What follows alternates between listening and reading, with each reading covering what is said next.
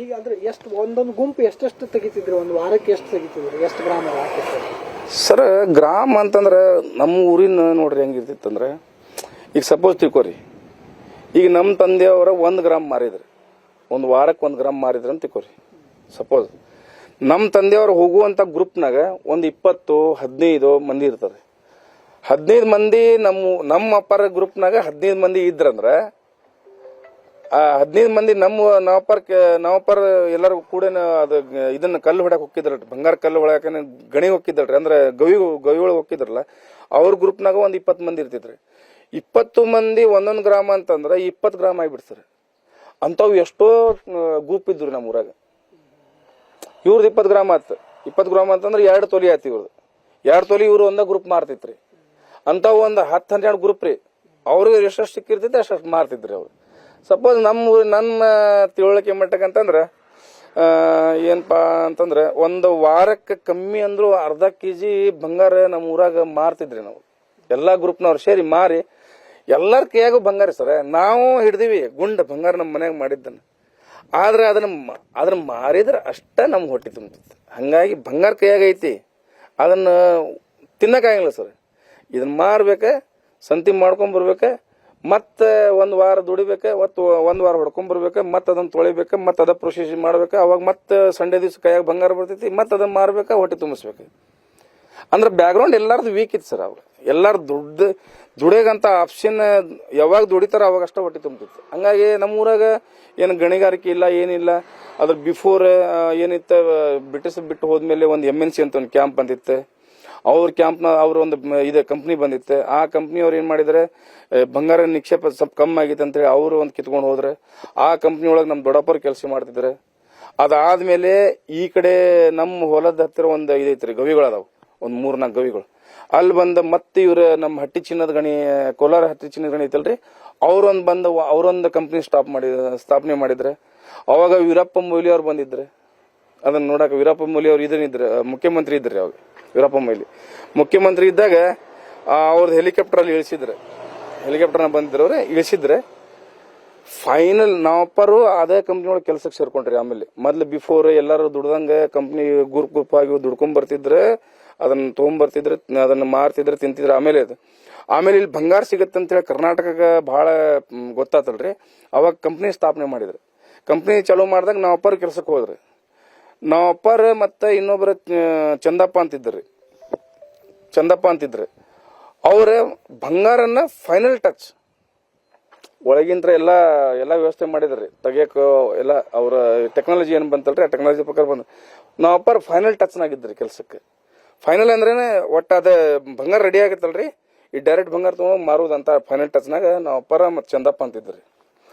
ಅವ್ರ ಇದ್ರಲ್ರಿ. ಅವಾಗ ನಾವು ಬುತ್ತಿ ಕೊಡಕ್ ಚಾಲೂ ಮಾಡಿದ್ವಿ. ಬಿಫೋರ್ ನಾವಪ್ಪರ ಮಾಡ್ತಿದ್ರು ಬೇರೆ. ಕಂಪ್ನಿ ಸ್ಟಾರ್ಟ್ ಆದ್ಮೇಲೆ ಕಂಪ್ನಿ ಒಳಗೆ ನಾವಪ್ಪರ್ ಸೇರ್ಕೊಂಡ್ರು. ಅವಾಗ ನಾವು ಬುತ್ತಿ ಕೊಡಕ್ ಚಾಲೂ ಮಾಡ್ತೀವಿ. ಯಾವಾಗ ಅಂತಂದ್ರೆ ಏಪ್ರಿಲ್ ಮೇ ನಮ್ಗೆ 2 ತಿಂಗಳು ರಜೆ ಇರ್ತಿತ್ರಿ.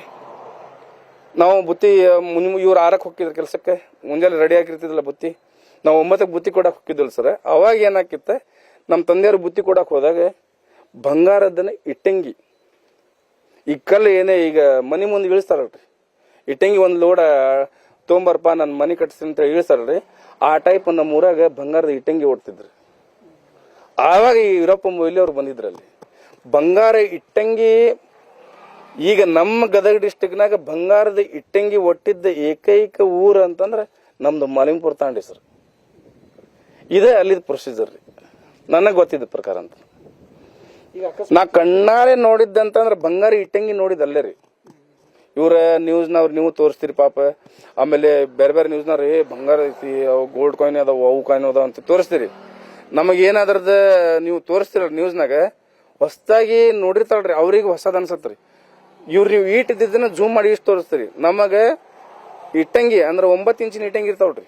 ಇವ್ ಮನಿ ಕಟ್ಟಕ್ಕ ಡಂಬಳದ ಇಟ್ಟಂಗಿ ಒಟ್ಟಂಗಿಲ್ರಿ, ಆ ಟೈಪ್ ನಮ್ಮ ಊರಾಗ ಇದ್ರೊಳಗೆ ಏನಂತಂದ್ರ ಅದ ಬಂಗಾರದ ಇದೆ ಹಟ್ಟಿ ಚಿನ್ನದ ಗಣಿ ಐತಲ್ರಿ, ಅದ್ರ ಕ್ಯಾಂಪ್ ಅದ್ರ ಕಂಪ್ನಿ ಬಂದಾಗ ನಾವು ಅಪ್ಪರ್ ಕೆಲಸ ಮಾಡಿದಾಗ ಬಂಗಾರದನ್ನ ಇಟ್ಟಂಗಿ ಒಟ್ಟಿದ್ದೆ ನಾವು ಕಣ್ಣಾರೆ ನೋಡಿವಿ ಸರ್. ಇವ್ ನಮಗೆ ನೀವು ತೋರಿಸಿದ್ದೆ ನಮ್ಗೆ ಅಷ್ಟೇ ಅನ್ಸಂಗಿಲ್ಲ ಅದು, ಯಾಕಂದ್ರೆ ನೋಡಬಿಟ್ಟು ಅವಾಗ ಸಣ್ಣರಿದ್ದಾಗ. ಮತ್ ಸರ್ ಅಕಸ್ಮಾತ್ ಏನಾದ್ರು ನೀವು ಅವಾಗ ಬಂಗಾರ ಮಾಡಿ ಸ್ವಲ್ಪ ಇಟ್ಕೊಂಡ್ಬಿಟ್ಟಿದ್ರಿ, ಎಲ್ಲ ಇಡೀ ಊರ ಶ್ರೀಮಂತ ಇರ್ತಿತ್ತು. ಸರ್ ಹೆಂಗಿರ್ತೈತಿ ಗೊತ್ತೇನು ಸರ್, ಬಂಗಾರ ಇಟ್ಕೊಳಕ್ ಅಕ್ಕಿತ್ರಿ. ಕೆಲವೊಬ್ಬರದ ಪರಿಸ್ಥಿತಿ ಸ್ವಲ್ಪ ಚಲೋ ಇದ್ದವ್ರ ಇಟ್ಕೊಂಡಾರ್ರಿ. ಫಾರ್ ಎಕ್ಸಾಂಪಲ್ ಒಂದು 5ರಿಂದ 6 ಮಂದಿ ಅಂತ ತಿಳ್ಕೊರಿ. ಒಬ್ಬರ ನಮ್ಮ ಅಜ್ಜಾರ್ ಅದಾರ್ರಿ, ಅವ್ರ ಕಡೆ ಸ್ವಲ್ಪ ದುಡ್ಡು ಇತ್ತಿತ್ತು. ಅವ್ರು ಏನು ಮಾಡ್ತಿದ್ರೆ ಸಂಡೆಕೊಮ್ಮೆ ಬಂಗಾರ ಅಲ್ಲಿ ತೊಗೊಂಡ್ಬಿಡ್ತಿದ್ರಿ. ನಮ್ಮ ಊರನವ್ರಿಗೆ ಏನ ನಾಲೆಜ್ ಇಲ್ಲ, ಬಂಗಾರ ಐತಿ ಎಲ್ಲ ಐತಿ. ಸಿಟಿಗೆ ಹೋಗಿ ಮಾರಿದ್ರೆ ನಮಗೇನೋ ಮೋಸ ಮಾಡ್ತಾರಲ್ಪ, ಬಂಗಾರ ತೊಗೊಂಡೋಗ 10 ಗುಂಜಿ ಇದ್ದಿದ್ದನ್ನ 2 ಗುಂಜಿ 6 ಗುಂಜಿ ಹಿಂಗೆ ಮಾಡಿ ಮೋಸ ಮಾಡ್ಬಿಡ್ತಾರೆ. ನಮಗೆ ಅದ್ರಲ್ಲಿ ತುಕ ಗೊತ್ತಾಗಿಲ್ಲ, ಏನು ಗೊತ್ತಾಗಿಲ್ಲ, ನಾಲೆಜ್ ಇಲ್ಲ ಅಂತೇಳಿ ಇವ್ರು ಏನು ಮಾಡ್ತಿದ್ರೆ ಅಲ್ಲಿ ನಮ್ಮ ಅಜ್ಜಾರ ಇನ್ನೊಬ್ರು ಒಂದು 5-6 ಮಂದಿ ವಾರ ಬಂಗಾರ ತೊಗೊಂತಿದ್ರಿ. ಅವ್ರಿಗೆ ಮಾರಿ ಅವ್ರ ಕಡೆ ರೊಕ್ಕ ಇಸ್ಕೊಂಡು ಅವ್ರು ಮಾಡ್ತೀವಿ. ಅವ್ರೇನು ಸ್ವಲ್ಪ ತಿಳುವಳಿಕೆ ಇದ್ದಾರಲ್ರಿ, ಸ್ವಲ್ಪ ರೊಕ್ಕ ಇದ್ದವ್ರೆ, ಸ್ವಲ್ಪ ಬ್ಯಾಕ್ಗ್ರೌಂಡ್ ಚಲೋ ಇದ್ದವ್ರೆ. ಈಗ ಅವ್ರ ಕಡೆ KG ಗಟ್ಲೆ ಬಂಗಾರ ಐತಿ ಸರ್. ಇಟ್ಕೊಂಡವ್ರದ್ದು ಹೇಳ್ತೀನಿ ನಾನು. ಇಟ್ಕೊಳ್ಳಾರ್ದವ್ರದ್ದು ಏನು ಗೊತ್ತೇನ್ರಿ, ಇಟ್ಕೊಳ್ಳಾರ್ದು ಯಾಕೆ ಇಟ್ಕೊಂಡಿಲ್ಲ ಅಂತಂದ್ರೆ ಪರಿಸ್ಥಿತಿ ಎಡ. ಈಗ ಬಂಗಾರ ಕೈಯಾಗ ಐತಿ, ತಿನ್ನಕ್ಕಾಗಂಗಿಲ್ಲ, ಅದನ್ನ ಮಾರಿದ್ರಷ್ಟ ತಿನ್ನಕ್ಕಾಗತ್ರಿ. ಅದನ್ನ ಮಾರಿದ್ರಷ್ಟ ಮನೆಗೆ ಸಂತಿ ಬರ್ತೈತಿ. ಅದನ್ನ ಮಾರಿದ್ರಷ್ಟ ಹುಡುಗರು ಎಜುಕೇಶನ್ಗೆ ನಾವ್ ಏನಾರ ಮಾಡಬಹುದು. ಅದನ್ನ ಮಾರಿದ್ರಷ್ಟ ಬಟ್ಟೆ ತಗೋಬಹುದು. ಅದನ್ನ ಮಾರಿದ್ರಷ್ಟ ಜೀವನ ಸಾಗಿಸಬಹುದು. ಹಂಗಿದ್ದಾಗ ಆಪ್ಷನ್ ಇರ್ಲಾರಂಗ್ರಿ ಅದನ್ನ ಮಾರೋದ ಮತ್ತೆ ಅದನ್ನ ಜೀವನ ಸಾಗಿಸಿದ್ರೆ ಯಾರ್ದ ಸ್ವಲ್ಪ ಹಿನ್ನೆಲೆ ಸ್ವಲ್ಪ ಚಲೋ ಇದ್ದವ್ರೆ, ಸ್ವಲ್ಪ ಇವ್ರು ಏನಪ್ಪಾ ಅಂತಂದ್ರೆ ಸ್ವಲ್ಪ ಮೊದ್ಲಿಂತ್ರ ಹೊಲ ಜಾಸ್ತಿ ಇದ್ದವ್ರೆ, ಬೆಳೆ ಜಾಸ್ತಿ ಇದೆ, ಅವರೆಲ್ಲ ಇಟ್ಕೊಂಡವ್ರ ಸರ್. ಅವ್ರ ಕಡೆ ಆದವ್ರ ಬಂಗಾರ ನಮ್ಮೂರಾಗ ಅವಾಗಿನ ಬಂಗಾರ ಐತಿ. ಈಗ ಅಂದ್ರೆ ಪ್ಯೂರ್ ಬಂಗಾರನೇ ಇರ್ತಿತ್ತು. Pure sir, pure. ಬಹಳಷ್ಟು ಮಂದಿ ಹಂಗಂದ್ರೆ ಈಗ ಬರೀ ಅದನ್ನ ಕೂಲಿ ಕೆಲಸ ಮಾಡ್ದಂಗ ಮಾಡೋರು, ತಗೊಂಡ್ ಹೋಗೋದು ಮಾರೋದು ಸರ್. ಮಾರೋದ್ರಿ ನೋಡ್ರಿ ಹೆಂಗಿರ್ತದಂದ್ರ ಸಂಡೇ ದಿವ್ಸ ನಮ್ಮ ಊರಾಗ ಸಂಡೇ ದಿವ್ಸ ಎಲ್ಲರ ಮನಿ ಮುಂದೆ ಹೋಗ್ರಿ, ಎಲ್ಲರ ಬಂಗಾರ ಗುಂಡ್ ಹಿಡ್ಕೊಂಡು ಹಿಡಿತಿದ್ರಿ. ಬಂಗಾರ ಗುಂಡ ಮಾರ್ಬೇಕಲ್ಲ ನನಗೆ, ಬಂಗಾರ ಗುಂಡ ತುಕ ಮಾಡೋದು ಮಾರೋದು, ಅವಾಗಿಂದ ರೊಕ್ಕ ಇಸ್ಕೊಳೋದು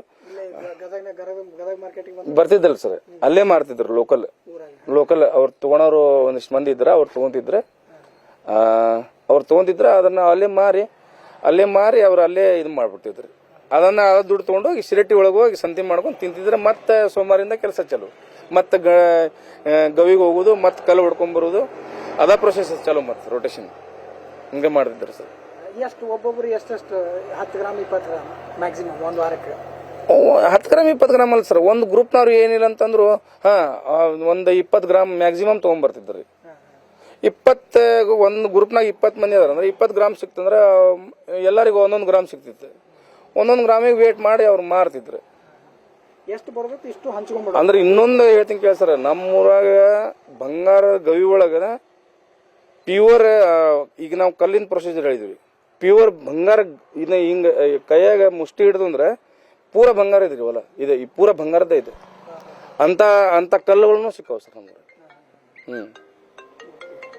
ಎಷ್ಟಿತ್ತು ರೇಟ್ ಎಷ್ಟಿತ್ತು ಸರ್? ನನ್ನ ತಿಳುವಳಿಕೆ ಇದ್ದಾಗ ಒಂದು ಗುಂಜಿಗೆ 20 ರೂಪಾಯಿಗೆ ಮಾರ್ತಿದ್ರಿ.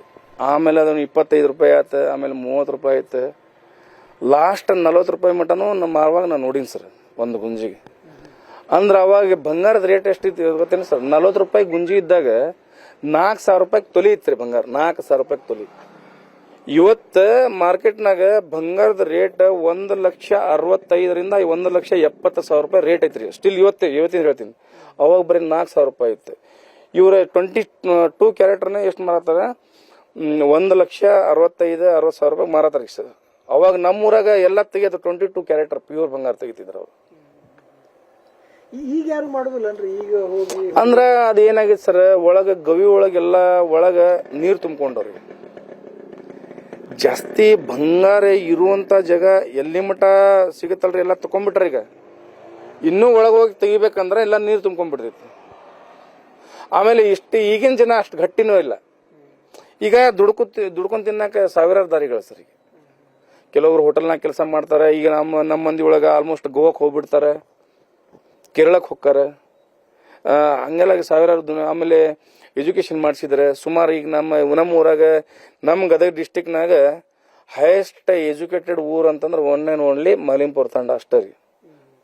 17 ಮಂದಿ ಡಾಕ್ಟರ್ ಅದಾರ ಸರ್ ನಮ್ಮ ಊರಾಗ. ಈಗ ಸ್ಟಿಲ್ 17 ಮಂದಿ ಡಾಕ್ಟರ್ಸ್ ಅದಾರ. ಎಲ್ಲಾರ ಬಡವ್ರ ಮಕ್ಕಳ, ಆಮೇಲೆ ರೈತರ ಮಕ್ಕಳ, ಕೂಲಿ ಕಾರ್ಮಿಕ ಮಾಡಿ ಜೀವನ ಸಾಗಿಸುವಂತ ಅವ್ರ ಮಕ್ಕಳ ಈಗ ಅವ್ರ ಚೆನ್ನಾಗಿ ಓದಿ MBBS ಶೀಟ್ ತಮ್ಮ ಯಾವ್ದೋ ಏನಪ್ಪಾ ಅಂತಂದ್ರ ಯಾವ್ದೋ ಪೇಮೆಂಟ್ ಶೀಟ್ ಇಲ್ಲ, ಏನಿಲ್ಲ, ತಮ್ಮ ಬಲದಿಂದನ ಓದಿ ಎಲ್ಲರೂ MBBS ಸೀಟ್ ಮಾಡ್ಕೊಂಡು MD ಮಾಡ್ಕೊಂಡ್ರೆ MBBS ಮಾಡ್ಕೊಂಡ್ರೆ ಲಾಸ್ಟ್ ಟೈಮ್ 3 ವರ್ಷದ ಹಿಂದೆ 2 ವರ್ಷದ ಹಿಂದೆ ನಮ್ಮ ಕಾಕಾರ ಮಗ ಒಬ್ಬ ಸೆಲೆಕ್ಟ್ ಆದ 720 ಮಾರ್ಕ್ಸಿಗೆ 702 ಮಾರ್ಕ್ಸ್ ತೊಗೊಂಡಿದ್ದಾನೆ. He is a top 10 college ಅದಾವಲ್ರಿ, ಇಂಡಿಯಾಸ್ ಏನ್ ಟಾಪ್ 10 ಕಾಲೇಜ್ ಅದಾವಲ್ರಿ, ಆ ಕಾಲೇಜ್ನಾಗ ಎಲ್ಲಿ ಬೇಕಾದ್ರೆ free admission. Still he is studying in ಏನಪ್ಪ ಅಂದ್ರೆ ಪಾಂಡಿಚೇರಿ MBBS ಕಾಲೇಜ್, ಪಾಂಡಿಚೇರಿ ಒಳಗೆ ಅವಂಗ ಹಿಂಗೈತ್ರಿ. ಮುಂದೆ ಜಾಸ್ತಿ ಆದ್ರೂ ನೀವು ಆ ಕೆಲಸನ ಬಿಟ್ಬಿಟ್ರೆ ಶಿಕ್ಷಣ ಜಾಸ್ತಿ ಆಗೋದಕ್ಕೂ ಆಮೇಲೆ ಆ ಕೆಲಸ ಬಿಡೋದಕ್ಕೂ ಸಂಬಂಧ ಇಲ್ಲ sir. That is the different. ಅಂದ್ರೆ ಏನ, ಯಾವಾಗ ಗಣಿ ಒಳಗ ಅಂದ್ರೆ ಗವಿ ಒಳಗ ನೀರ್ ತುಂಬ್ಕೊಂಡತ್ತಲ್ರಿ, ಆಮೇಲೆ ಅದೇನ ತಂಪಾಗಿ ಒಳಗಿನ ಗವಿಗಳ ಉದ್ರಾಗ ಚಲೋ ಆತಲ್ರಿ, ಅವಾಗ ಮನುಷ್ಯನಿಗೆ ಭಯ ಹುಟ್ಬಿಡ್ತದ ಫಸ್ಟ್. ಆಮೇಲೆ ಮೊದ್ಲು ಏನೈತಿತ್ರಿ, ಒಂದು ಏನಪ್ಪ ಒಂದು ಬಾವಿ ಒಳಗಿನ ಕಪ್ಪಿ ಅಷ್ಟೇ ಯೋಚನೆ ಐತ್ರಿ ಮೊದ್ಲು ನಮ್ಮೂರವ್ರಿಗೆ. ನಾವು ಇಲ್ಲೇ ದುಡಿಬೇಕು, ತಿನ್ಬೇಕು, ಹಂಗಿರ್ತಿತ್ತು.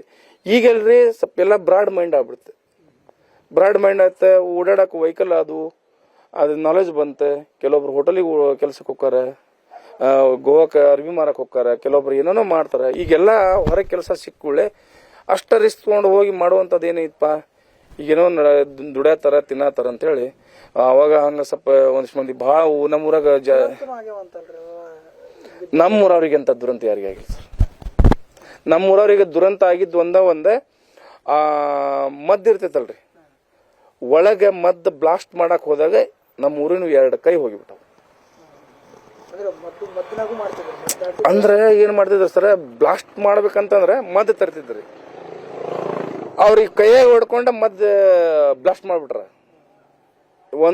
ಒಬ್ಬಂದ ಲೆಫ್ಟ್ ಕೈ ಹೋಗೈತಿ, ಒಬ್ಬಂದ ರೈಟ್ ಕೈ ಹೋಗೈತಿ. ಅದಾರ್ರಿ ಅವ್ರು ಅದಾರ, ಇನ್ನು ಅದಾರ ಸರ್. ಅವ್ರು ಒಬ್ಬರದ ರೈಟ್ ಕೈ ಹೋಗೈತಿ, ಒಬ್ಬರದ ಲೆಫ್ಟ್ ಕೈ ಹೋಗೈತಿ. ಒಬ್ಬ ಕೇಶಪ್ಪ ಅಂತೇಳಿ ಅವ್ನ ರೈಟ್ ಕೈ ಹೋಗೈತಿ, ಶೇಖರ್ ನಾಯಕ್ ಅಂತೇಳಿ ಅವ್ರದ ಲೆಫ್ಟ್ ಕೈ ಹೋಗೈತಿ. ಅವ್ರು ಅದಾರ ಸರ್, ಅವ್ರು ಮಾರ್ತಿದ್ರು.